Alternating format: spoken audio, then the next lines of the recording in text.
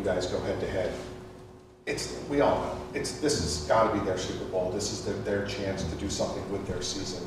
What does that add to Saturday? I don't think any, and I could say as a player, we never looked at the record of anyone who we were playing. It just, whatever the record of any team is in this rivalry, you're going to get the best version of them, and they're going to get the best version of you. And that's what makes the game so incredibly intense and physical, and that's why so many guys come here to play in that game. There's been a lot of TV cameras have found Michael Irvin on the sidelines a lot the last couple of weeks. I know X talked about talking to Michael Irvin and Santana Moss, Reggie Wayne. How important is it to have the alumni around and have the alumni, supporting the program, publicly, openly, very excited about things? Yeah, it's again, that's another reason so many guys came here for so many years, was because of that. That type of mentorship is invaluable. Imagine getting mentored by Hall of Famers that have done it at the highest level, to the best of what most anyone can remember. So, and it comes from the right place, comes from the heart, and I think it also is an indication of how much the University of Miami means to the guys that went here, and that, they're feeling very positive about the direction of the program and that they want to be present and involved. Well, these last 3 games, 2 come from behind victories, and then this past Saturday holding off a team like Louisville. What has that shown you about this year's team compared to the ones that you had in previous years? Their ability to not only come from behind and hold off a team like Louisville. Well, a lot growth, right? I mean, you always look at those stages. People always talk about how in stage 1 of a program or year 1, typically if you have to redo things, it's a year where you take some really hard losses, and then in your second year you're more competitive and some of them are close, and you win some and you lose a couple, and then after that you start winning, sometimes by a little bit, and then eventually as you go on you become a more sustainable, perennial type of program, right? And so these guys, I think it's what we've always talked about, they love to work. There's a high level of trust and confidence due to, I would say, just what's being earned out on the practice field on a daily basis, all the way since spring, and their time and effort in the weight room since January, and the fact that their approach to work now, because we demand a lot of them, seems to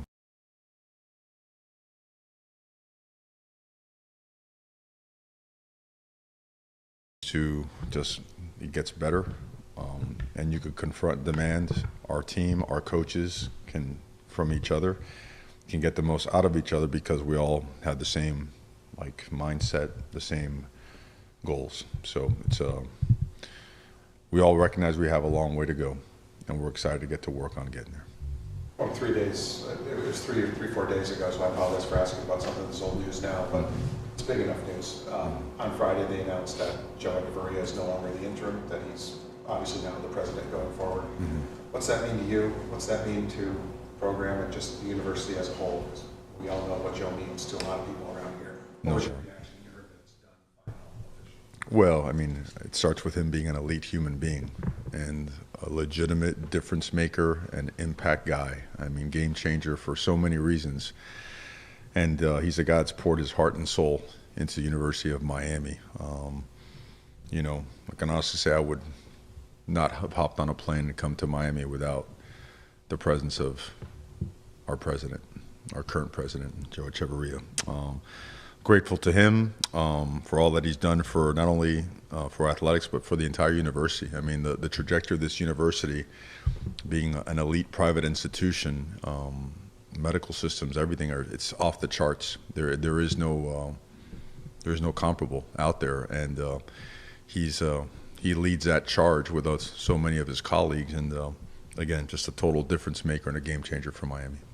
Mario, A.J. Allen, you touched on him a little bit post-game Saturday, but how would you see him handling biding his time, having to wait for his opportunity, and just how he's been handling everything, and then to see it pay off on Saturday for him? Well, that's hard to handle, right? Because he's a really good player, and he's a really good person. And he's a tough dude, and he works really hard. He's a competitor, And we were fortunate where our offensive line was part of it, but that our running back room just got better and better, and we brought in some really good players, and he's one of those really good players. So no one in there has done anything wrong to earn less reps. It's just that sometimes some guys push a little bit more ahead than others. But all week long, and credit to Coach Merritt. Coach Merritt in the middle of the game said, and he said it all week, this guy he's running angry. He's just really getting downhill. He's being physical. He's seeing things very well. You know, he's got experienced eyes. We talk about guys like Jalen Rivers. He's got those old eyes. He's seen a lot. And what we were running really fit his style. And credit to Coach Merritt, he brought it up to myself and to Coach Dawson, Coach Mirabal, and it's like, yeah, man, let's go with it. And it provided a great change-up, man. He went in there, and he was a factor in the game. So certainly has earned himself more time, and I'm really happy for him because he really does deserve all the good things that come his way.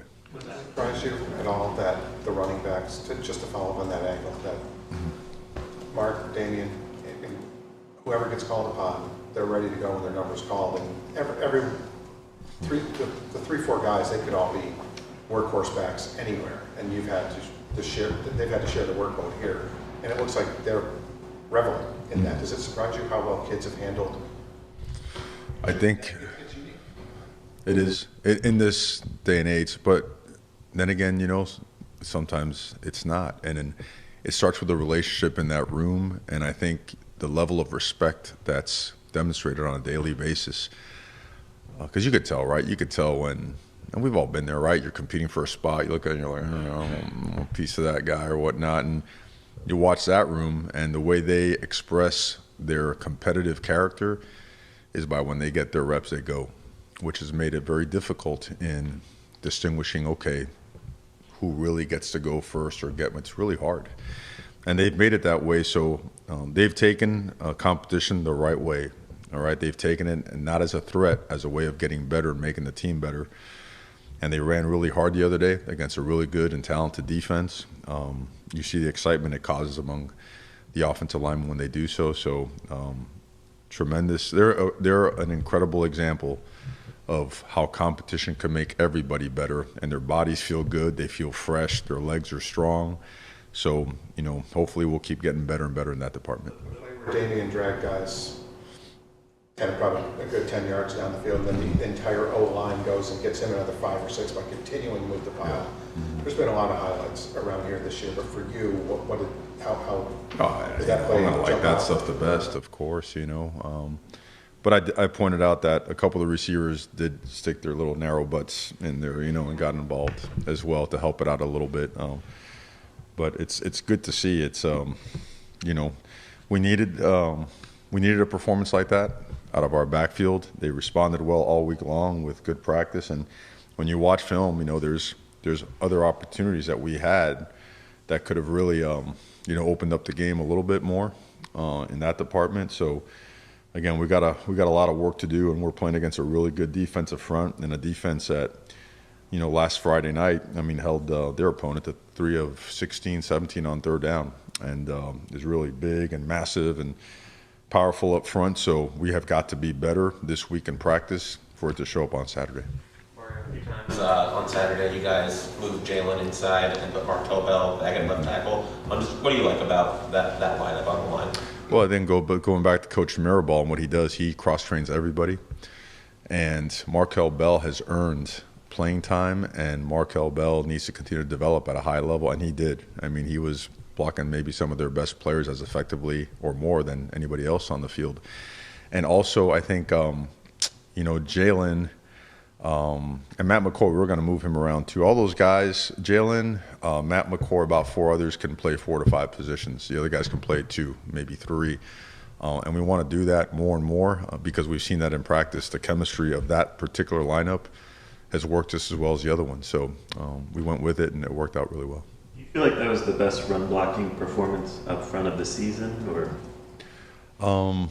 It was really good. We've had some other ones. Sometimes, when you live in a little bit of the RPO world, there's some opportunities that never come to fruition just because the ball gets spit out.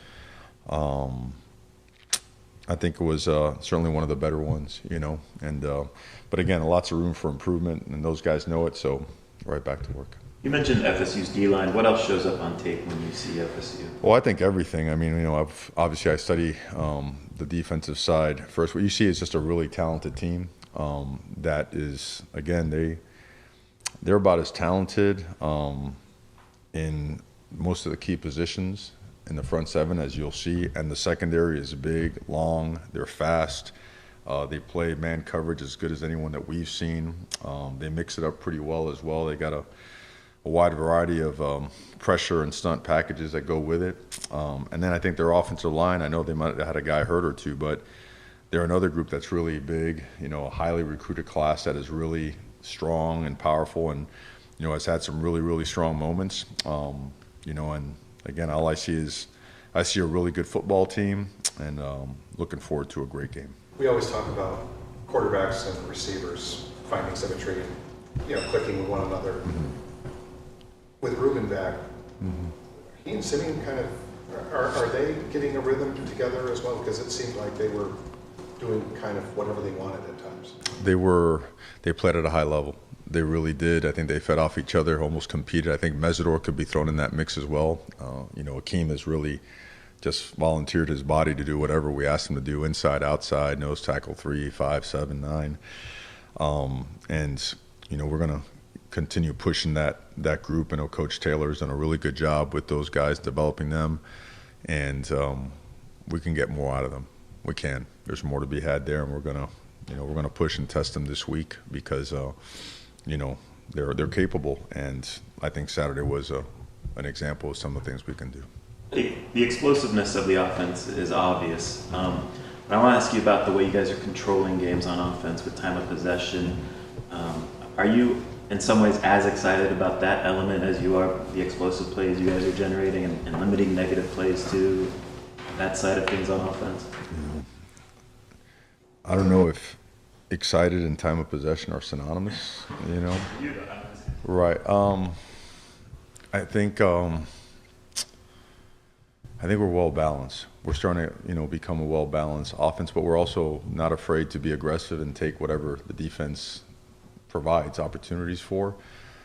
I think the fact that we can change gears it benefits us tremendously. We sometimes have gone tempo, sometimes have huddled, sometimes have speed huddled, sometimes have increased the tempo of how we get in and out of the huddle. So I think if you can control the game, it's always a plus for your team. It wasn't something that we set out to do, and not in most of the situations we've been in this year until late in a couple of the games that we've had, but it's certainly, a very positive sign.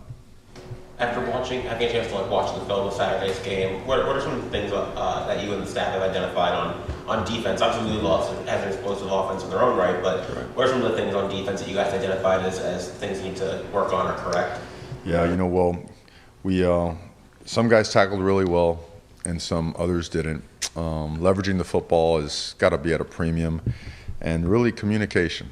We had some breakdowns in alignment and assignments that we were good at early in the year, and everything we saw on film, number one, there's certainly an urgency to get fixed, and I'm talking about by players and coaches. What you don't see is just a lack of effort. You don't see that. That would be concerning. What you see is guys trying to bust their butts, and I think the first thing you got to do as a coach is you own it and find a way to teach it better so guys can really just cut it loose and not think and play. That's number one. And then number two, when you get to that level, you also have to put some of the onus on the players. Hey, it's teach and learn. Those are two-part system, right? And we've got to, through practice, through every ounce of preparation, walkthrough meetings, you name it, provide the guidance, the teaching, the mentorship, the confidence to be able to go out there and really cut it loose and play fast, like we have shown in so many instances. And the ones where we haven't, certainly we didn't look good, but we feel like we do address them, we attack them dead on with transparency and honesty, and we know where we got to get better, and we're all over it. You obviously have the unique perspective of being a guy who played in this rivalry and a guy who coached this rivalry, and you've seen more of these names than most people. Mm-hmm. Are there moments that you automatically go back to as the moments that define this series, or can you even allow yourself to go there this week when you're locked in? Man, I can't publicly in my mind. I mean, scary thing, this mind, you know what I mean? But yeah, it was the best days always as a player. When the schedule came out as a player, you always made sure that day was circled because it was so different, right? How many games we used to have? 10 or 11? I forget. In the Stone Age, I forget how many games we used to have, but the caliber of player that you were going to be playing against, the familiarities of some of the guys on the other team, you knew what that game was going to be about, right? Everybody was going to be strapping on ice bags and eating Advil, to make sure to get over the physicality of the game. And but so many unbelievable memories. And honestly, this is the most I've thought. These last 30 seconds have been the most I thought about, and the most I will, just because the job at hand. I mean, we've got a really, really good and talented football team coming in here, and we got to play our best football, and we got a lot of work to do to get there. Speaking of dealing with physicality and injuries and stuff, saw Damari kind of walking around a bit on the field on Saturday. Is there a timetable for when he might get a chance to come back? Is it sometime during the regular season, or is it still unknown? It'll be sometime during the regular season, towards the back end. I think the last couple of games is realistic. That guy's a really good player now. That guy, it's a 6'1" plus corner, 200 pounds, that runs like the wind and is physical, and he's chomping at the bit to get back out there. It's awesome to see the way he attacks his rehab and the way he stays engaged and continues to just learn and get better and help some of the other guys. And then to see him, being able to walk around, and he's already working on the what's that machine called? That machine. And he's really moving and making a lot of progress towards coming back, man. And I'm sure his teammates can't wait for him to be healthy again. You have an update on Malik Bryant? He's good to go. So Malik got sick last week. Came down with